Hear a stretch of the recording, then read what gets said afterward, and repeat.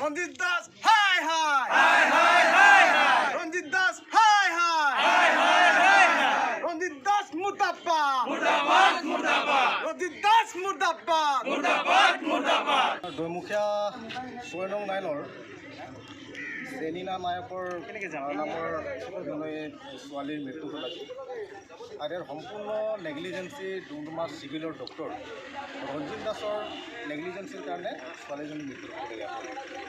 অসমৰ বিভিন্ন যিবিলাক হস্পিটেলবিলাক যিবিলাক চিভিল আছে এই চিভিলবিলাকৰ প্ৰায় ডক্টৰবিলাকে 3 বছৰ 4 বছৰ 5 বছৰলৈকে থাকে। কিন্তু আমাৰ ডুমডুমা চিভিলৰ ডক্টৰৰ কি আছে তেনেকৈ কি আছে যে আজি আমি সৰুৰ পৰা দেখি আছোঁ প্ৰায় 30-40 বছৰ ধৰি তেখেতে মানে কাৰ্যনিৰ্বাহ কৰি আছে, কাম কৰি আছে। ইয়াত কি ৰহস্য আছে আমি জিলা প্ৰশাসনক আমি প্ৰশ্ন কৰিব বিচাৰিছোঁ আৰু স্বাস্থ্য বিভাগক আমি প্ৰশ্ন কৰিব বিচাৰিছোঁ যে ৰঞ্জিত দাসৰ ক্ষেত্ৰত কি আছে যে ৰঞ্জিত দাসক আজিলৈকে বন্দী কৰিব পৰা নাই। ঠিক তেনেকুৱা বিগত দিনবিলাকত তেনেকুৱা ঘটনাবিলাকে ঘটিছে। বিশেষকৈ চাহ বাগিচাৰ মানুহবিলাকক ইয়াত সম্পূৰ্ণ নেগলিজেঞ্চি কৰা হয়। চাহ বাগিচাৰ মানুহবিলাকক কোনো ধৰণৰ ইয়াত মানে উন্নত ট্ৰিটমেণ্টৰ ব্যৱস্থা নকৰে।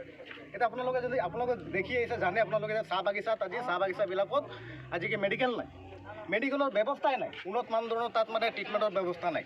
ক'ৰবাত যদি ডক্টৰ আছে তাত দৰৱ নাই, দৰৱ যদি আছে ডক্টৰ নাই। তেনেকুৱা এটা জৰাজীৰ্ণ অৱস্থাত চাহ বাগিচাৰ মেডিকেলবিলাক চলি আছে।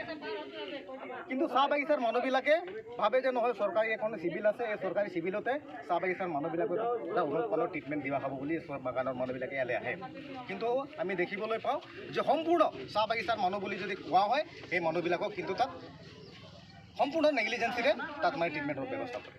আৰু তাৰ নেগলিজেঞ্চি ট্ৰিটমেণ্টৰ কাৰণে এই আমাৰ চেলিনা নায়কৰ ছোৱালীজনী তাত মৃত্যু হ'বলগীয়া হ'ল। গতিকে আমি চৰকাৰক দাবী জনাইছোঁ যে যিটো ৰঞ্জিত দাসক কোনোতে পলমে তেখেতক মানে এয়া চাকৰিৰ পৰা মানে নিলম্বিত কৰিব লাগিব। চাকৰিৰ পৰা নিলম্বিত নহয়, তেখেতৰ লাইচেঞ্চ কেঞ্চেল কৰিব লাগিব।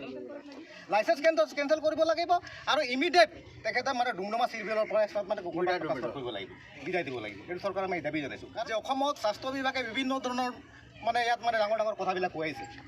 কিন্তু যদি দেখিবলৈ পোৱা যায় চাহ বাগিচা অঞ্চলবিলাকত কিন্তু চিকিৎসাৰ নামত সম্পূৰ্ণ এটা মিছা মানে ভুৱা প্ৰতিশ্ৰুতিবিলাক ইয়াত মানে প্ৰদান কৰা হয়। একোৱে নাই। আপোনালোকে যদি চাই মানে হেল্থ ডিপাৰ্টমেণ্টৰ মানুহবিলাক চাহ বাগিচা অঞ্চলবিলাকত যদি যায় দেখে একো নাই, ফুপুলা স্বৰূপ একো ট্ৰিটমেণ্ট ব্যৱস্থাই নাই। এনেকুৱা আপোনালোকে বাগিচাৰ হেৰিবিলাক আছে, আপোনাৰ মেডিকেলবিলাক আছে, দৰৱৰ ব্যৱস্থা নাই তাত, পেট বিষৰ দৰৱ নাই তাত, জ্বৰৰ দৰৱ নাই তেনেকৈ দাবী আছে। গতিকে আমি দাবী জনাইছোঁ আজিৰ এই যিটো চেলিনা নায়কৰ যিটো মৃত্যুৰ যোগেদি আমি দাবী জনাইছোঁ যে ৰঞ্জিত দাসক যিটো ডুমডুমা চিভিলৰ ডক্টৰ ৰঞ্জিত দাসক ইমিডিয়েট তেখেতৰ মানে লাইচেঞ্চটো কেঞ্চেল কৰিব লাগিব আৰু ডুমডুমা চিভিলৰ পৰা তেখেতক বিদায় কৰিব লাগিব। আৰু আমি তেখেতৰ মানে যিটো মানে আজি মৃতকৰ পৰিয়ালক মানে চৰকাৰ ফালে দি তাক এককালীন সাহায্য দিবৰ কাৰণে ছাত্ৰ সন্থাৰ পৰা আদিবাসী ছাত্ৰ সন্থাৰ দাবী কৰিছোঁ। এইটো নতুন ঘটনা নহয়, ইয়াৰ আগতো ধাৰাবাহিকভাৱে হয়তো বছৰে এনেধৰণৰ চিকিৎসা বিভাগৰ গাফিলতিত যাৰ কাৰণে আমাৰ বহুতো মানুহ ইয়াত মৰিলে, আজি পুনৰ এগৰাকী মহিলা মৰিব লগা হৈছে। আৰু বাৰম্বাৰ এই চিকিৎসা বিভাগৰ আমাৰ ডুমডুমাৰ যি চিভিল ইয়াৰ চিকিৎসাৰ পৰা আদি কৰি ডক্টৰ নাৰ্ছৰ উপযুক্ত ব্যৱস্থা হ'ব লাগে, তেনেধৰণৰ আমি চিকিৎসা বিভাগৰ চৰকাৰৰ স্বাস্থ্য বিভাগক আমি দাবী জনাইছোঁ। কিন্তু কোনো ধৰণৰ কাণ সাৰ নিদিয়াৰ কাৰণে আজি বাগানৰ মানুহ বহুত মৰিছে আৰু আজিও মৰিছে, হয়তো কালিও মৰিব লাগিব। এই চিকিৎসালয়ৰ যিগৰাকী হেড যিজন আমাৰ ৰঞ্জিত দাস, তেখেতে আমি দেখিছোঁ বছৰ ধৰি ইয়াতে আছে। তেখেতে কেইবাবাৰো তেখেতৰ মানে আণ্ডাৰত যিবিলাক ডক্টৰে নেগলিজেঞ্চি কৰি বহুতো মানুহ এইটো মাৰ্ডাৰ বুলি ক'ব লাগিব, তেওঁলোকে হত্যা কৰে, পৰিকল্পিতভাৱে ইয়াত হত্যা কৰা হয়। কাৰণ আমাৰ মানুহবিলাকে ইয়াত যদি বা ট্ৰিটমেণ্ট কৰিব আহে ন, তেওঁলোকে চুৱে নাচায়, যদি বা তেওঁলোকক ভয় ভাবুকি দেখায়, টকা পইচাৰ লেনদেন কৰে, টকা পইচাৰ দাবী কৰে। তেওঁলোকে ইয়াত এই চিভিলখনত থাকি কিনে ৰঞ্জিত দাসে মানুহক ডিমাণ্ড কৰে। এই ডিমাণ্ডৰ তথ্য সহকাৰে আমি প্ৰমাণ দিয়া স্বত্বেও তেওঁলোকৰ ওপৰত কিন্তু আজিলৈকে ব্যৱস্থা নহ'ল। এই চিকিৎসালয়খনৰ যি মেনেজিং কমিটি চেয়াৰমেন আমাৰ স্থানীয় বিধায়ক দুৰ্গা ভূমিত হয়, এইটোত চাহ নগৰী হয়, তেখেতৰ ব্যৱস্থা কি আছে? তেখেতে আজিলৈকে তেওঁলোকে কি ব্যৱস্থা গ্ৰহণ কৰিছে?